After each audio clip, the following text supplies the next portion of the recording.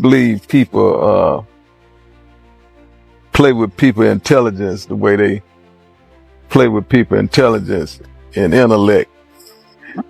You know, the way they do today. You know, people are telling lies for a living. You know what I mean? They actually lying to y'all for a living, but no, it's to me because who pick who he fight with. Right. Like if you see it and you go, oh, I'm not going because this. I won't him, but I fuck. Yeah, I think I can take him. Right. A lot of died because of what? Because they stayed where? In the hood, right? Yeah. So when I came out of jail, what did 50 do? Yo, get him an apartment in Battery Park. I ain't sell a record to do nothing yet. Where's Battery Park at? That's right there by the Statue of Liberty. Oh, you was living. 50 laid you out. He was I'm coming out the building. He like, yo, I got too much beef cream, all these. Move him to Battery Park. He can't go back to his mom's crib. They gonna kill him over there. Straight to Battery Park. Like that. It's a difference, like.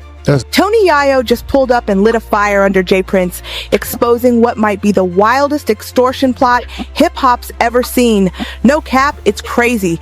J. Prince tried to hit 50 Cent with that old-school check-in move. Maybe we need to change the word for the youngsters. The checking in part, you know, they seem to get hung up on that word. Yeah. So if we could diversify that word and bring it up to a 2021 thing. Right. What's the word, OG? What's the word?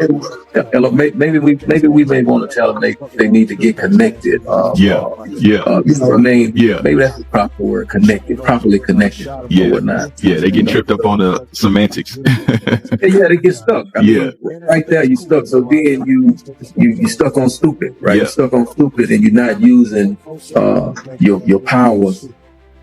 Access to powers that you have, you're looking at it as a negative versus a positive. You know, we all know if you can tap into good people wherever you go. Wherever. Yeah. You know what I mean? It's a blessing, really. Real talk. Real talk. Who want to have access to power and not 50 wasn't having it. Instead of playing nice, 50 aired the whole thing out, straight up daring J. Prince to step to him. What started as quiet tension is now a full-blown war. G Unit's military mindset clashing hard against Houston's silent street power. And trust, before it blew up this big, the beef had been bubbling under the radar for years. But to really understand how this storm kicked off, we gotta rewind the tape a little. J. Prince, the mastermind behind Rap-A-Lot Records, ain't just a music boss. He's the street's blueprint for a shot caller. He moves through Houston like a ghost storm, never loud, but always dangerous. Folks don't just respect J. Prince out there, they fear him. Not because he's out here bragging, but because his name alone holds heavyweight status. For years, if you were an artist trying to touch down in Houston and didn't check in, you might leave without your chain, or even worse. That's how deep it runs. Now here comes 50 Cent, the one rapper who never played those mob games, not even when he was battling Ja Rule, Irv Gotti, and the whole Murder Inc. crew. 50 made his name standing 10 toes down, no folding, no bowing to nobody. G Unit built their whole empire on that militant hustle, no checking in, no kissing rings, and definitely no paying for fake protection. So when whispers started floating about 50 possibly setting up shop in Houston, man had already had the streets buzzing, and the stage was set for a turf war that nobody could stop. If 50 Cent pulled up to H-Town without checking in with J. Prince, you already know that's a straight-up power clash waiting to explode. And guess what? It did happen. At first, it was like a long-distance Cold War, 50 up in New York playing his usual mastermind trolling games, while J. Prince ran Houston like the city's quiet kingpin. They threw slick shots here and there, but stayed out of each other's backyard, until 50 casually dropped a bombshell on Twitter. I love New York, but I live in Houston now, I'll explain later. Boom! Just like that, the streets went crazy. This wasn't about clout chasing either. 50 had real moves lined up. New York's heavy taxes were killing his business, so Houston made perfect sense. Less taxes, more land, and a hip-hop scene that was booming. Branson Cognac needed a southern HQ, and Houston's liquor game was wide open for the taking. 50 wasn't just moving, he had a whole vision. Tap into the culture, stack up entertainment dollars, and build a southern empire with his name on it. But there was one huge problem. He didn't check in first. Jay Prince, he took that personally, no doubt. Word on the street is he felt like 50 was trying to crown himself king without showing proper respect. Allegedly, Jay Prince sent some folks to apply pressure, serious pressure. Some even claim he tried to get 50 to cough up cash for street-level protection. Me, a nigga who pick who he be fight with. Right. Like you see and you go, oh, I'm not going because this. I won't for him, but I think I can take him. Right. You want to fight the 50? Man, he wasn't going for none of that. 50 told his crew straight up, G-Unit rolls with their own security and they ain't about to get extorted in the name of respect. No way. Things heated up quick after that. Word is Jay Prince tried to slap a no-fly zone on 50, basically telling him, you ain't welcome in Houston. Now, let's be real. That kind of power move works on smaller artists. But 50, man, he laughed in the face of it. Instead of backing down, 50 turned Instagram into his own personal comedy show. Memes, shady captions, sneak dices. He clowned the whole situation like it was a Saturday night special. He made it loud and clear he wasn't playing no mob games, and even dared Jay Prince to make a move. But behind the scenes, things were getting messy for real. 50 had been quietly setting up a major play, a $20 million G-Unit film and TV studio right in Houston. It would have brought jobs, internships, and major energy to the city's entertainment scene. But out of nowhere, the whole project got yanked and moved to Shreveport, Louisiana. They showed me a lot of love. Mm-hmm. But Shreveport had the infrastructure already here. Like even the tax incentive was put back. Well, yeah. And so a lot of people have been talking about, man, he's here only because they gave him a cheap deal or something like that. The reality is there's more to that deal. Yes. Way more. They can't see. Break that down. I'm spending $20 million this year anyway in the same building that they're saying was the cheap building. Right. So find somebody else. Officially, 50 said it was because the infrastructure was better. But if you were watching close, you already know the truth. The street politics in Houston were getting way too hot, and 50 wasn't about to stick around and dance with snakes. And here's the crazy twist. Even after all the drama, Houston wasn't trying to push him out. In 2022, just a year after 50 first touched down, the city wasn't just tolerating him. They were celebrating him. The mayor of Houston, Sylvester Turner, didn't just show love. He gave 50 Cent a literal key to the city and officially named November 24th 50 Cent Day during the annual Thanksgiving parade. The crowd went wild. Turner bigged 50 up, calling him a philanthropist, an entrepreneur, and shouting out his work with high schoolers through his G-Unity program. It felt like the whole city was losing. The city of Houston, but he didn't just come here to live. He has been helping out on so many causes in this city. And especially, he has been in our high schools, turning our high school students into entrepreneurs with his G-Unity program. I've seen him firsthand. This city has been elevated because of his presence. And so today we have the honor of saying to him, he's our 2022 Grand Marshal. Give it up to Curtis 50 Jackson. Woo! Now before I call on him to speak, let me present you first a key to the city of Houston. Anywhere you go, 550 buildings, use the key, the door will swing wide open. 50 was standing tall on that float like he was born and bred in the H. But that wasn't even the half of it. Through his G-Unity Foundation, 50 went all in giving back. Turkey drives, toy giveaways, school donations. He was putting real money into real people's hands. He even linked up with the Houston Rockets, Texans, and Astros through his Sire Spirits brand, locking in serious partnerships. In 2023, 50 donated a mind-blowing $850,000 worth of toys to Houston kids. Then in 2024, he came back even harder, helping raise $500,000 for the Houston Children's Charity. The man was stacking up goodwill like trophies. In fact, at one charity event, he auctioned off 2 giant bottles of his Le Chemin du Roi champagne and helped the night rake in a crazy $6 million. Meanwhile, Jay Prince was allegedly watching it all from the sidelines, like a dethroned king seeing someone else wear the crown in broad daylight. The man who once ran Houston streets from the shadows had to watch 50 take the spotlight like it was nothing. That's when Tony Yayo, G-Unit's loudest and realest member, popped up on a Vlad TV interview and finally broke down exactly why G-Unit never played the check-in game. According to Tony Yayo, G-Unit moved militant for a reason, and he had some serious advice for anybody walking in 50's shoes. The whole check-in game, Yayo said it straight. It's just a slick way to line up rappers for extortion. You check in, you pay up, or you roll the dice and risk getting robbed. We need to change the word for the youngsters. The checking in part, is they seem to get hung up on that word checking in. Yeah. So if we could diversify that word and bring it up to a 2021 thing. Right. What's the word, OG? What's the word?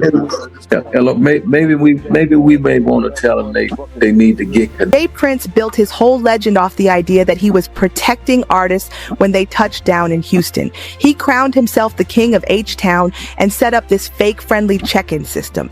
Stupid, right? Yeah. You're stuck on stupid, and you're not using your powers or access to powers that you have. You're looking at it as a negative versus a positive.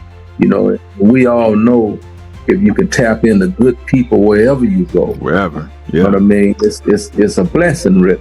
Sounds sweet, right? Until you realize it's just a glorified extortion hustle.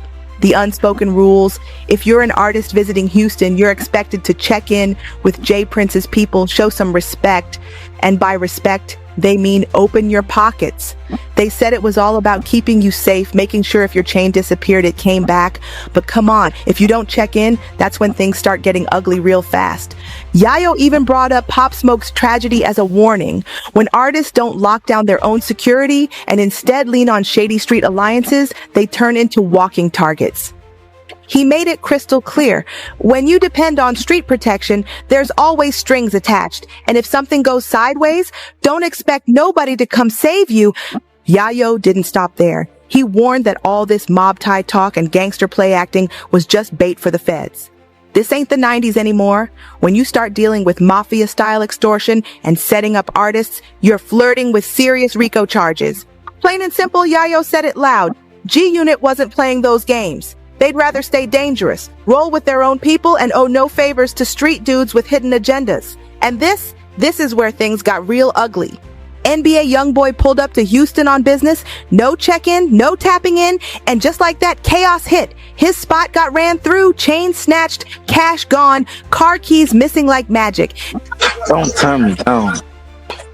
What you said? Don't turn me down. Don't, folks. Don't turn you down. Yeah, man, what you on, folks? What you mean what I'm on? What you on, nigga? What the deal there? What up? What up? You want to buy your shit back or what? You ain't get you flunked out ass little nigga. I'm trying to see where you at. You dumb mother. What you got, $20 out of car? Nah, nigga, you know what we got. Nigga, started that cab. Man, crazy motherfucker. Capping, bro. They gonna believe anything. You want me to start my car? I just took a picture in the same car today with my little boy. You Two suddenly popped up on Instagram. Jay Prince acting like some hero, claiming he got all the stolen goods back. But instead of handling it private like a real OG, he made a whole video about it, putting it out for the world to see. Because the little homie young boy place got broke into, people went in his place, disrespected different things, and I got a call about it. And the little homies that went into this place want to make that right because they understand that, young boy family is okay with me. And as you can see, homie, to make a long story short, I got your keys to your Rolls Royce. I got your keys to your McLaren. All that shit that they took. And the homie, Shakur, what you got, homie? We got your Rolls Royce umbrellas. You got your keys. Got a bunch of. Young boy wasn't feeling it at all. He clapped back hard, saying if Jay Prince was really trying to help, he would have called him, not pulled some 60-year-old clout-chasing move on Instagram. Hey, I don't want no friends. I don't want no new relationships. All that. Hey, I don't respect none of that shit, man. If you got something for me, man, they got plenty around me you could call. I ain't nigga. It's plenty ways you can get in touch with me. Man, don't get on no internet and do nothing publicly. Don't do nothing dealing with no publicity, none of that pussy and shit. And I'm good on the keys, gangster. When you buy shit cash, two keys come with the car anyway. Man, Then Cameron and Mahe jumped in too, dragging Jay Prince for still acting like he ran the streets. They said real OGs lift people up, not extort them. Dealing with older people, they're the last to know that things have changed. We not your little niggas. Like, the way you talking, I don't get what you mean. We're not your little niggas. Like, for real, all that big homie stuff, that's for little niggas. Little niggas have big homies. We're not little niggas, so we don't even respect big homies. I know Killer doesn't, and for me, I never respected niggas in the streets. That's why I always got the problems. And if you still playing mob boss into your 60s, you already lost the game. And then there's the dice games. Jay Prince's second favorite hobby, right behind intimidation. Those high-stakes dice games are legendary in Houston, but not for anything good. Whispers been flying for years that those games are setups, traps for rappers who don't know better, and the most heartbreaking proof? Takeoff. Everybody remembers how Takeoff lost his life when one of those dice games spiraled into a deadly shootout, but according to the streets, it wasn't just some random beef. Rumors say Jay Prince was salty that Takeoff and Quavo didn't check in properly. Word is, he allegedly told his crew to teach them a little lesson. It was supposed to be minor and just scare them a little, but it turned into pure tragedy. Takeoff's life was stolen that night, and afterward, Jay Prince dodged accountability like he was born for it. And should have happened. What do you say to that? What I would say to that is, you know, I have a track record, man, and the Prince family have a track record of 30 plus years of, you know what I mean, honoring and loving on our guests and being with our guests, and no shit like this never happened. But here's the thing, and this is what people don't understand. We ain't never had nobody to attack us. If you know what I mean. You know, when a man attack a situation with a weapon, then, you know, it become a playing field where, you know, any and everything. Anytime somebody brings it up, Jay Prince just deflects, mumbles, and tries to brush everything under the rug. At one point, he basically admitted he destroyed evidence. Mike and Junior was walking by. He actually went in the restroom to wash blood off his hand where he had reached up on the Takeoff. He had to pick him up, and his fingers went in it. You know why? Wild, right? And here's the sad part. Takeoff wasn't the only one who paid the price. Remember Duke the jeweler? The man won $100,000 at a dice game, probably thinking it was the best night of his life. But before he could even make it to his car, he got ambushed, robbed, and tragically killed. Another talented black man gone. Over what? Rigged dice games and some crooked fake code of honor? Now when you stack that madness next to what 50 Cent's been doing, building community centers, feeding families, creating jobs, it's not even a debate. One man's out here building a legacy and the other's still trying to keep the streets locked in fear with old school scare tactics. And here's where it gets even crazier. 50's not just trolling for clout anymore. Word is he's out here allegedly collecting receipts, talking to people behind the scenes, stacking up proof that the whole check-in system is a full-blown extortion racket. He's been dropping little hints about the feds sniffing around. And if they get involved, it's game over. 50 doesn't play checkers. He plays chess. He doesn't bluff, and while he's laughing it off with memes now behind the scenes, he's setting up the real endgame. Now the streets are buzzing heavy. People are saying it's only a matter of time before the whole check-in hustle blows up in court. Meanwhile, 50's playing it cool, but behind the scenes, he's allegedly linking up with major players, locking down testimonies, and putting together a case that could shake the entire hip-hop underworld. And if Jay Prince really gets caught in that crossfire, it's lights out for the old way of doing business. People close to the situation say 50's sitting on mountains of screenshots, DMs, and phone records. The kind of stuff you can't explain away with an Instagram post. If the feds get their hands on that, man, it's Rico season for real. And it ain't just about 50 and Jay Prince anymore. Other rappers, executives, even promoters are starting to whisper. Tired of the pressure, tired of the politics, tired of paying to move safely through cities that should belong to everybody. This new era, it's not about bowing to street kings anymore. It's about ownership, business moves, and real power. And if 50 Cent gets his way, he's not just burning down the old system. He's making sure there's nothing left for anybody to rebuild. Playtime is over. 50 might be stacking up a legal case or just saving receipts for the ultimate takedown. One post, one leak, one quiet Fed tip, and J. Prince's whole empire could come crashing down. One man might have the streets, but the other's got the whole city in his pocket, and right now only one of them is really winning the war. 50 Cent didn't just move to Houston, he took it over. While J. Prince was allegedly busy trying to run artists out of town, 50 pulled up, got handed the key to the city by the mayor, and built programs that actually gave back to the people. And now that whole check-in empire, it's hanging on by a thread.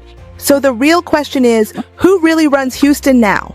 The street boss lurking in the shadows, or the man out in broad daylight with the city's love behind him? Let us know what you think. Is 50 going too far, or is he the hero hip-hop needed to finally expose the dark side of this street politics game? Don't forget to like, share, and subscribe. And trust us, you do not want to miss the next one because it's about to get even messier. See you on the next one.